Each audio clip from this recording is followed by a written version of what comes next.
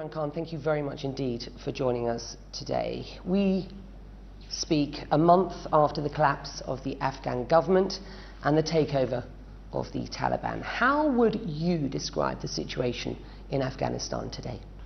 I think it's worrying. Afghanistan is on a historic crossroads.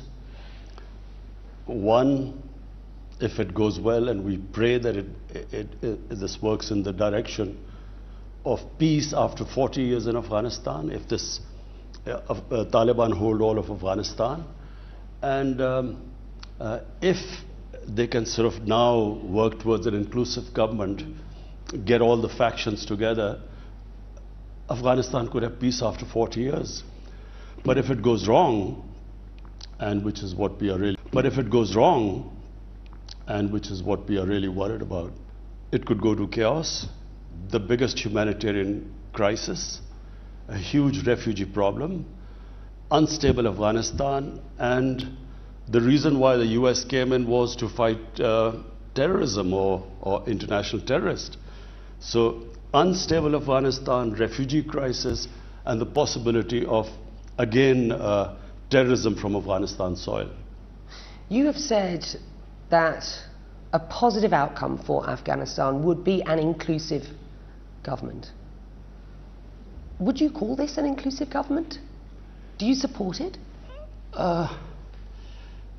Well, let me just, Becky, explain to the viewers that my party came into power after 22 years. So 22 years we stayed in opposition before we came to power. When we got into power, there was so much pressure for us to include those people who had struggled for 22 years. So they almost had felt that it was a right that they should be included. So I can see the problems they are facing, but I do not think that there would be really peace in Afghanistan unless there's an inclusive government, because Afghanistan is a society composed of different ethnic groups. So the Pashtun is only about 45–50%. They are Tajiks, they are Hazara, they are Uzbeks. So unless it's an inclusive government, the worry is that there will be instability later on. Well, it's not. It's not an inclusive government at present. Let's agree on that. Afghanistan, you said, had broken the, quote, shackles of slavery when the Taliban took back power. That doesn't sound like the statement of someone who shares the concerns of so many in the world about the future of Afghanistan and its people under the Taliban, notorious for its misogyny, its violence against women, that shows no evidence or interest in guaranteeing basic human rights, particularly those for women. But let's just talk about its makeup. So it has to be put in its context. What was the context? I spoke. We were, for the first time in history, in 74 history of Pakistan, we had what we called was trying to get rid of the colonial system of education. So colonial system of education was a tiny elite had this colonial English medium education, and the masses had another Urdu medium education. And this created two classes. And so for the first time we had a unified curriculum in our history. And what I was trying to say was that mental slavery, which comes from the colonial form of education, is much worse than physical slavery. And one line I gave example of, in Afghanistan they have got freedom. Now, I never quite understood what was the issue behind it, because when the British left, it was freedom for Afghanistan. When the Soviets left, it was freedom. So when the US leave, what am I supposed to say? This interim government is not an inclusive government. The concerns of so many around the world are for the future of Afghanistan and its people under a Taliban government which is notorious for its misogyny and its violence against women. There is no evidence to date of any interest in providing basic human rights, particularly for women and children. How concerned are you about that. This is an interim government, you might tell me, but you know what? The last Taliban government was an interim government and it lasted 5 years. So how concerned are you? And what are you going to do about it? Look, Becky, where Afghanistan goes from here, I'm afraid none of us can predict. We can hope and pray that there's peace after 40 years, that the Taliban, what they have said, that they want an inclusive government, they want women rights in their own context, they want human rights, they've given amnesty. So far what they have said, clearly they want international acceptability. They did not go for international acceptability when they were between 1996 to 2001. This time, clearly they're making the statements where they want this acceptability. So we should try and incentivize them in that direction. But there's another fallacy. Afghanistan cannot be controlled by outside. They have a history. No puppet government in Afghanistan is supported by the people. It gets discredited amongst the people. So rather than sitting here and thinking that we can sort of control them, we should incentivize them. Because Afghanistan, this current government, clearly feels that without international aid and help, they will not be able to stop this crisis. So we should incentivize them, push them in the right direction. If it seeks legitimacy, it will need to show evidence that it shares the values of those that it is seeking legitimacy for, and that being the West, for example. I grew up watching you as a star of Pakistan's cricket team. The Taliban have said that women shouldn't play cricket. In fact, they've said women shouldn't be involved in sport at all. This is the sort of Taliban that we are seeing today. Do you support that? I mean, women have been protesting about more inclusivity, about their rights. We know women, first-hand experience, women are too frightened to come out of their homes. They're too frightened to go to the workplace if they're allowed at all. They've been flogged. I mean, do you support their cause? Look, Becky, first of all, let us just compare what happened after the Soviets left in 1989 and compare to what the situation is right now when the US has departed from Afghanistan. When the Soviets left in 1989, the sort of bloodbath that took place, over 200,000 Afghans died in that bloodbath. Now compare that to what has happened now. Frankly, I mean, we were all relieved. We expected a bloodbath. When Ashraf Ghani said that he left Afghanistan because he was scared of a bloodbath in Kabul, well, it could have happened. We were worried that when the US departed, there would be complete chaos in Afghanistan, a civil war. Our intelligence agencies told us that Taliban would not be able to take over all of Afghanistan. And if they tried to take over Afghanistan militarily, there would be a protracted civil war, which is what we were scared of, because we are the ones who would suffer the most. So therefore now, in that, bearing in mind what could have happened and what has happened, I feel give them time. I feel very strongly that it's a mistake to think that someone from outside will give Afghan women rights. Afghan women are strong. Give them time. They will get their rights. You've just alluded to your very real concerns about the risks of civil war, the risks to Afghanistan, and indeed the risks to Pakistan. I want to come back to your very real concerns about the risks to Pakistan's national security in a moment. But bear with me, you have criticised the US pullout. Let me start that again. You have criticised the US pullout from Afghanistan, describing America as having messed it up in Afghanistan. Is that something that you have told the US President personally? Have the two of you spoken since the collapse of the country?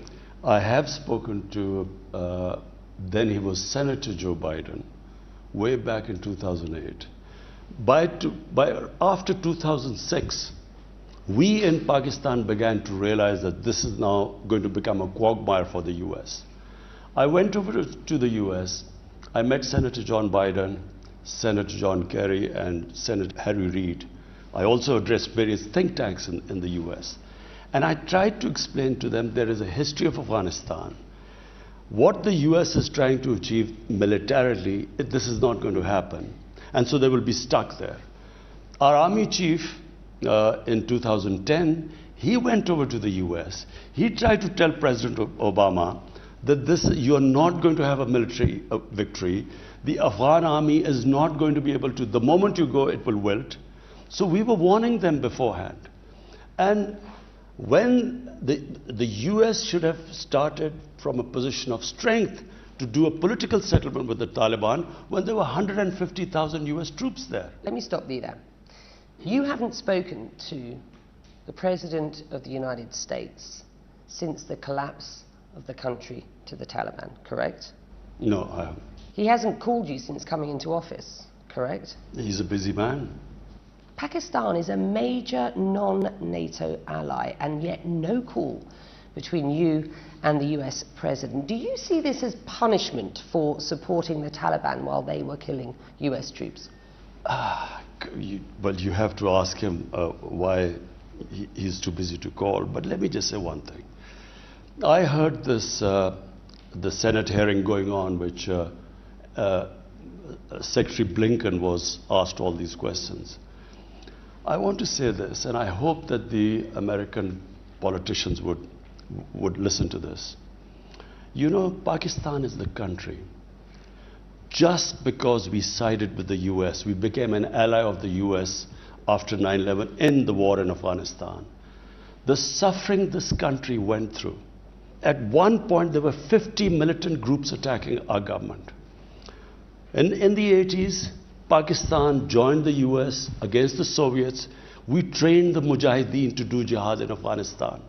Amongst them was Al-Qaeda, Taliban were part of the Mujahideen groups. We trained them that foreign occupation, fighting against them, is a sacred duty. It's jihad, it's a holy war. Fast forward to 9/11, US needs us in Afghanistan. They asked us to join us. A lot of people said that we were abandoned in 1989. The US, after the war was over, left, sanctioned Pakistan. So come 2001, George Bush asked Pakistan to help. And he famously said, we will not abandon Pakistan again. Pakistan joined the US war in Afghanistan. Was I the Prime Minister? I would never have done that. Firstly, the same Mujahideen, now we are telling them because US has invaded Afghanistan, now it's terrorism. They turn against us. Then all the tribal belt of Pashtuns on our side of the border, the Pashtun nationalism kicked in. So they had all sympathies with the Taliban, not because religious ideology, because of Pashtun ethnicity. So you must understand what happened. No, I really want people to know. They turned against the Pakistan army as collaborators. So the jihadis turned against us, the Pashtuns turned against us, and the more we tried the military operations in civilian areas, the more collateral damage, the more. So we had 50 militant groups attacking us. And on top of it, they must also know, there were 480 drone attacks by the US in Pakistan. Only time a country has been attacked by its ally. So we almost went under. Had it not been for our army, a disciplined army and best intelligence agencies, you know, we lost 80,000 people. 80,000 Pakistanis died in it. And on top of it, rather than one word of appreciation, I saw them blaming us. Well, the fact they said there were safe havens in Pakistan. The fact is, Washington, it seems, just can't trust Pakistan. There are calls by lawmakers to reassess the relationship with Islamabad now, to reassess its status as a major non-NATO ally. This was the exchange during the US Secretary of State's congressional testimony on Afghanistan on Monday. Republican Keating, we used to hear we had a complicated relationship with Pakistan. I would say it is duplicitous.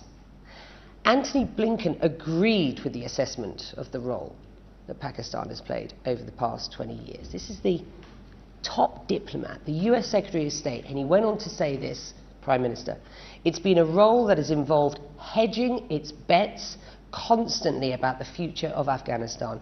It's one that involved harbouring members of the Taliban, including the Haqqanis. Is that true? And what's your response? They are ignorant. I was listening to them. I have never heard such ignorance. They are absolutely clueless, number one, about what happened in Afghanistan. They were all in a state of shock. We knew, as I said, in 2008, when I met Senator Joe Biden and John Kerry, then I told them that they were not winning. Hold on, no, hold on. This is, Becky, it's very important. When our army chief went in 2010, he again explained to President Obama that you're not winning this war. And he said, and this is the important thing. He said, you are going to leave Afghanistan. We will be left with the mess you leave behind. What you are expecting us to do, we cannot do. What they were expecting, what they expecting at the Afghan government? The Afghan government wanted Pakistan to win the war in Afghanistan for them. Pakistan, the state of Pakistan was under attack for being ally of the US. We were now supposed to take on also the Afghan Taliban. I was asking you for your response to Blinken's words specifically. He said Pakistan's role has involved hedging its bets constantly about the future of Afghanistan. It's one that involved harbouring members of the Taliban, including the Haqqanis. Over the past 20 years, sir, the Haqqani network has been responsible for some of the deadliest terror attacks in Afghanistan's history. It has killed hundreds of Western troops and thousands, let me finish, of Afghan people. In 2011, you will be aware that General Mike Mullen said the Haqqani network acted as, quote, a veritable arm of Pakistan's intelligence. This is a group that now has 4 members in key roles in the Taliban government. Is it any wonder that there is a trust deficit between the West and Pakistan? It is complete ignorance. The Americans did not understand what the Haqqani network was. Haqqani is a tribe. It's a Pashtun tribe living in Afghanistan. What they are a terrorist organization prescribed and designated by the US and the UN, sir, with respect. All very well calling them a terrorist organization, but do they know the origins of the Haqqani tribe? No, it is very important for us to explain to them. We have been trying to explain to them. The Haqqani tribe lives in Afghanistan. 40 years ago, when the Afghan Jihad took place, we had 5 million Afghan refugees in Pakistan. Amongst them were a few of the Haqqanis. And the Haqqanis were Mujahideen, were fighting the Soviets. So once the Soviets left and civil war broke out, we still had 3 million refugees in Pakistan. So in those refugee camps, and when they say safe havens, what are these safe havens? I mean, I noticed them calling the area of Pakistan along the border of Afghanistan had the heaviest surveillance by the United States drones. If the United States drones conducted 480 drone attacks on its ally, surely they would have known if there were any safe havens. So, number one of the Haqqanis family they were born in a Pakistan refugee camp. So, what they were asking us was that in these refugee camps, 3 million people living in the refugee camps, we were supposed to check which one of them was Taliban and which not. That doesn't deny the fact that the Pakistan Intelligence Agency has been funding and supporting the Taliban through the Haqqani network. Funding. You know the total budget of Pakistan? It's $50 billion for 220 million people. $50 billion. Americans were spending $300 million a day. They spent $2 trillion. Was Pakistan Did we have the capacity to fund another war? We can barely meet our own expenses. Let me put this to you. The term duplicity has been used now a number of times with regard the role that Pakistan has played over the last 20 years. Osama bin Laden was hiding in Pakistan and killed in 2011 near a Pakistani military city base. Many Americans categorize Pakistan's role in Afghanistan post 9/11 as duplicitous. I put it to you again. Is it any wonder that there is a trust deficit between Pakistan and the West? And what are you going to do about it? Do you know, Becky, I blame First General Musharraf. He should have never taken us into this war. Taliban, whatever you say about a government, and a relationship between governments are because of interests. Taliban was a pro-Pakistan government. We helped the US dislodge a pro-Pakistan government and replace it by a pro-Indian government. And unfortunately, General Musharraf did this, not for the interest of the people of Pakistan, because we, as a result, we also, as I repeat, had a civil war. We were attacked, considered collaborators by the Pashtuns and by the Mujahideen. So listen, General Musharraf wanted acceptability from the US. So he went against Pakistan's interest to support the US. Then unfortunately we had two crooked leaders who had billions trashed abroad, who never ever stood up for Pakistan's interest. So here we were losing people, 80,000 Pakistanis dying to side with the Americans. On top of it, we are called that we are playing a double game. Pakistan was trying to save itself. Listen, Becky, you have to understand this. 50 different militant groups were attacking the state of Pakistan. I repeat, if we did not have a disciplined army and intelligence agency, we were going under. And on top of it, we had Americans doing these drone attacks. Reprisals from the drone attacks were on the state of Pakistan. All the collateral damage they took avenged against us. On top of it, they wanted us to take on the Afghan Taliban. Afghan Taliban weren't attacking us. And I wish, if I was in government, I would have told the US that we are not going to take them on militarily, because first we have to save the people. My responsibility would have been to the people of my country. I cannot destroy my country to fight someone else's war. Let's talk about this Haqqani network and its relationship with the ISI, because you have admitted that Pakistan's intelligence agency has close ties to the Haqqani network. You have said in the past that you're not sure why the US hasn't leveraged those connections to get the Taliban effectively to the negotiating table. You've always supported dialogue with the Taliban.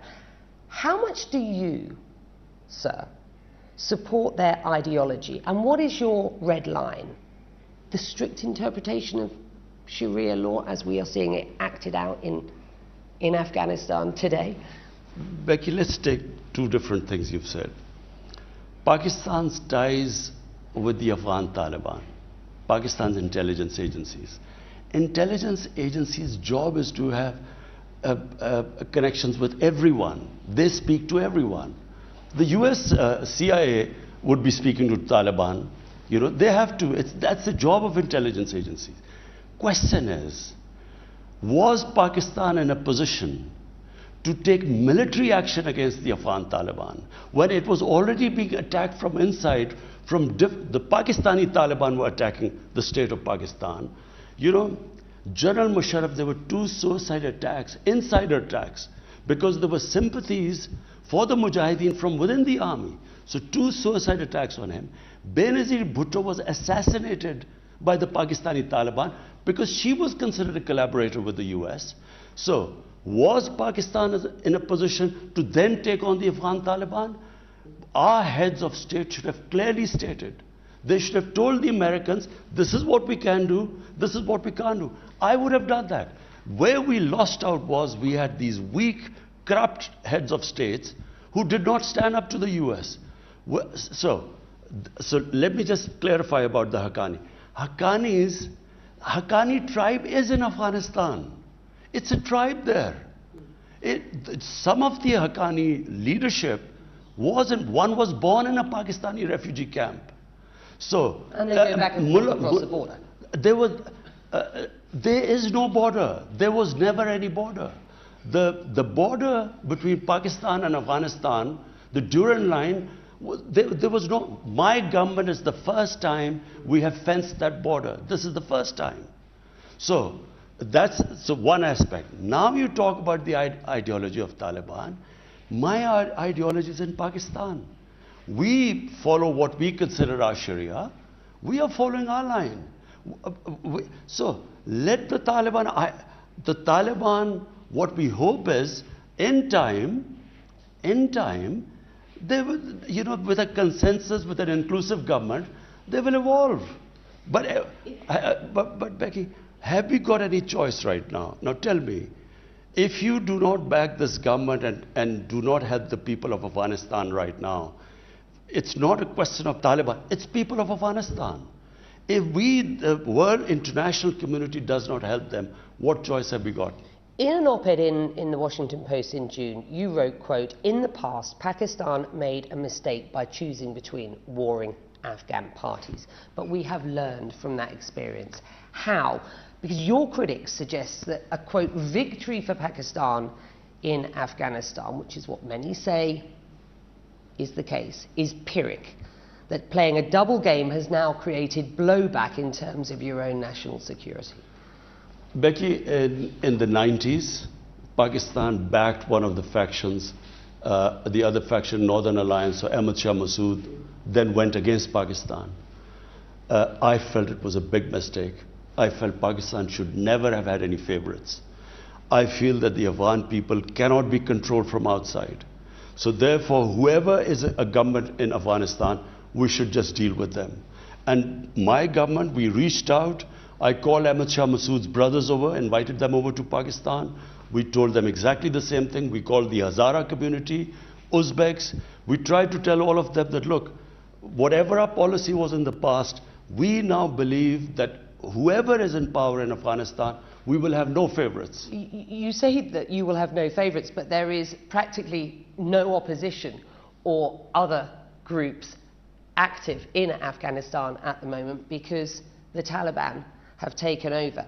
And you have been accused by Massoud's National Resistance Front of getting involved in the damage and destruction that's been done to their group in Panjshir. Has Pakistan been providing drones in that conflict, that part of the conflict? Becky, do you know, we are as shocked and surprised as everyone of what has happened in Afghanistan. Our intelligence agency, ISI, gave us a report that, number one, that the Afghan government, after the US leaves, would last for months afterwards. But they would fall, but it would last for months. Secondly, according to our intelligence agencies, Taliban would not be able to take over all of Afghanistan. They would be able to take over the Pashtun areas, which is almost half, but they would not be able to, and there would be a protracted civil war, which is why we tried our best. I called over the Taliban leadership, Mullah Brother, who's the vice prime minister. I called them over. We tried our best to make them understand that since you should not try and take over Afghanistan militarily, you should have an inclusive government, because otherwise there will be a protracted civil war. So we were as surprised. None of us expected what happened in Afghanistan. Briefly, how would you qualify the US-Pakistan relationship today? And what sort of relationship do you want to see with the US? Unfortunately, our relationship during this whole, the US occupation of Afghanistan was a terrible relationship. It was, the US said we are paying Pakistan, and they paid us $9 billion for civilian aid and $11 billion for military aid. And they said, we are paying you, and so we were like a hired gun. In Pakistan, people, I'm not talking about the leadership because I think we were let down by our leadership. The people felt that here, by joining the US, we had these bombs going on everywhere. Benazir Bhutto was killed because of that. Our economy tanked. I mean, we $150 billion plus we lost to the economy. So here we were on this level. The US felt that we were supposed to make them win the war in Afghanistan, which we never could. And so therefore we had this terrible relationship based on mistrust. What I would like a relationship with the US is now, like the US has a relationship with India. You know, not one-dimensional relationship where they're paying us to fight. We want a normal relationship. So, responding to the fact that Joe Biden has not contacted you directly, your national security advisor recently said, and I quote, "If a phone call is a concession, if a security relationship is a concession, Pakistan has options," he said. Is China that option? And given the current state of relations between the US and China, is that a veiled threat of sorts? I don't actually... Is that a veiled threat of sorts? I don't actually know in what context he said it, but I can say one thing, that if President Biden didn't call, I mean, what he's been through, I'm watching him, what he's been through. It's, you know, he's been blamed for this, you know, the exit from Afghanistan. I thought he actually did the only thing right. What else could he have done? Because how could you ever be prepared for the army capitulating 2 weeks before? So therefore, I mean, I would imagine he's very busy. But our relationship with the US is not just dependent upon a phone call. It needs to be a multidimensional relationship. Do you consider the US pushing Pakistan into the arms of China at present in an effort to secure your own stability and economic prosperity going forward? Are you choosing a side effectively at this point? Becky, our relationship with China goes back 70 years. It's a very strong relationship. It was Pakistan which opened the doors of the US to China in 1970 when Dr. Henry Kissinger was introduced to China, or we were the go-between.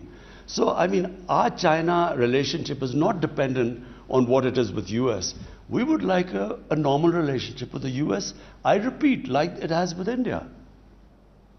Antony Blinken suggested that Pakistan's role in Afghanistan has been shaped by its concerns about its enemy and neighbour, India, and its role in Afghanistan. He didn't elaborate. Would you care to? Just out of interest. Of course. I repeat, we joined the US war, dislodged a friendly Pakistani, which was friendly to Pakistan, and got in a government that was pro-India.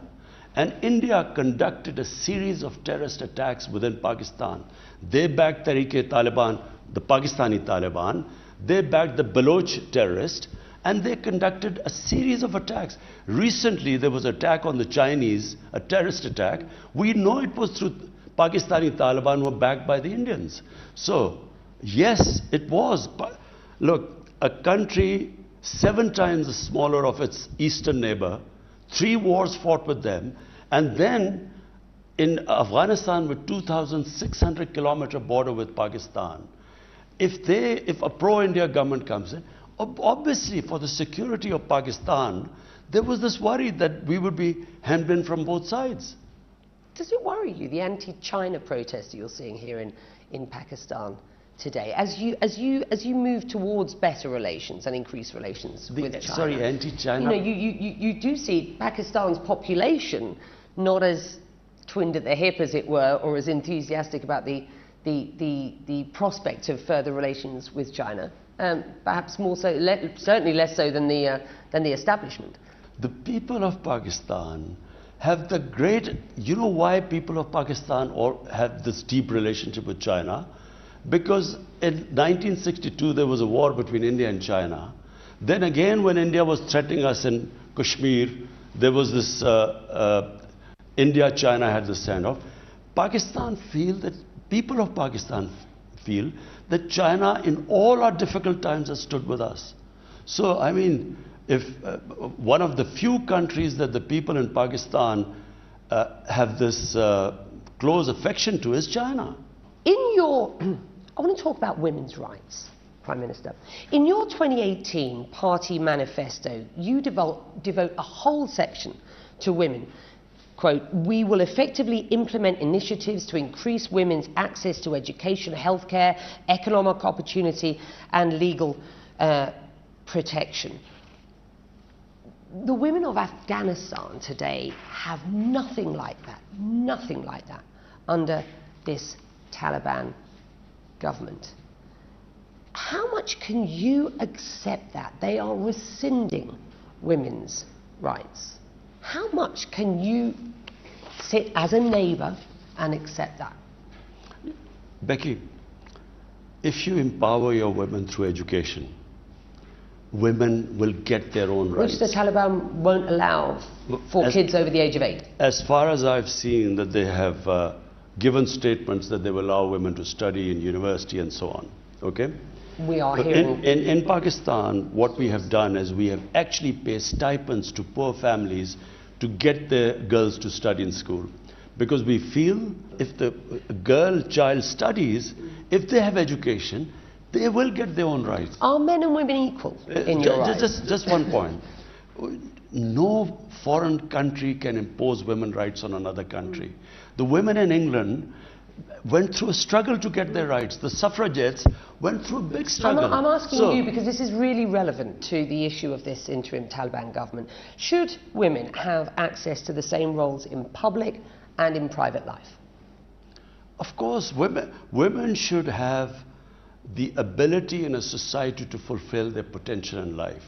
So you won't be able to support a Taliban government that doesn't allow that? Is that what you're telling me? No. What I'm saying is that you cannot impose women's rights from abroad. It's never happened in human history. But what you can help them, and that's why the international community should engage with them, they should incentivize them. And so far... These are basic human rights. You can't incentivize a government... Incentivize them to educate with basic human rights.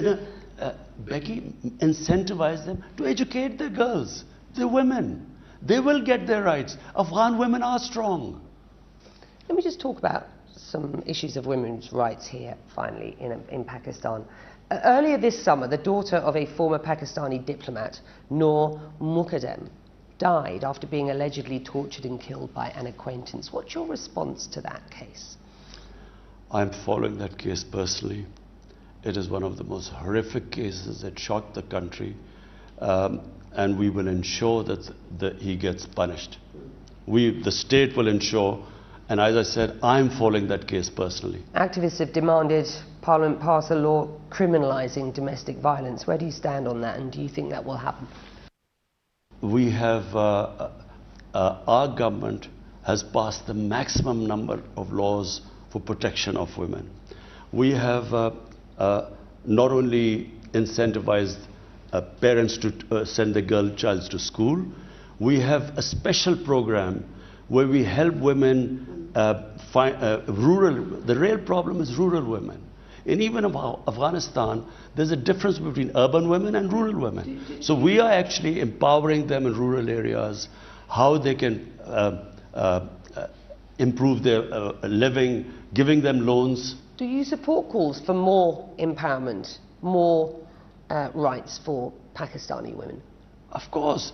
But Becky, my basic thing, look, my family, one of my sisters is a doctor, one is an economist, one is a businesswoman. We have strong women in our family. Why? Because they were educated. I believe if you educate your women, they will get their position in society. They will fulfill their potential. People have been protesting across Afghanistan in the past couple of weeks. Finally, I just want you to explain why you think these anti-Pakistan protests by hundreds of Afghans today are going on. They certainly seem convinced of Pakistan's involvement in their country's affairs. Because Becky, the Afghan government, for their failures, they kept blaming Pakistan. I went to see Ashraf Ghani earlier this year. I assured him, I told him we will do anything for a peace between you and inclusive government, except take military action. because military action, it cost Pakistan a lot. We said we will not take any military action, but everything else we will do to ensure that there is an inclusive government, a political dialogue. It was because of us that the Taliban started talking to the US. And we tried our best to make them sit with the Afghan government. The Taliban were ready for having an inclusive government with everyone else, but they refused to sit with the Afghan government.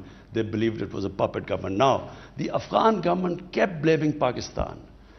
Unfortunately, the Afghan government is to be blamed. If the Afghan government had given good governance, if they had not so much corruption in their ranks, maybe they would have had more acceptability in Afghanistan. Why did 300,000 Afghan troops, why did they surrender without a fight? And if you do a proper analysis of that, you will know why the US failed and the Taliban succeeded. I promised to ask you about the risks to Pakistan's national security if the situation in Afghanistan doesn't improve. So explain what you believe those risks are and just how concerned you are at present. The biggest concern are refugees. We already have 3 million refugees in Pakistan. Our country cannot afford more refugees. We have come out of a very difficult economic situation. We cannot take more refugees. The second worry is terrorism. We had 3 sets of terrorists in Afghanistan using the soil to attack us: ISIS, Pakistani Taliban, and the Baloch terrorists. So if there is chaos in Afghanistan, if there's not stability there, then we have these 2 major problems looming in front of us. We are the country that is going to suffer the most.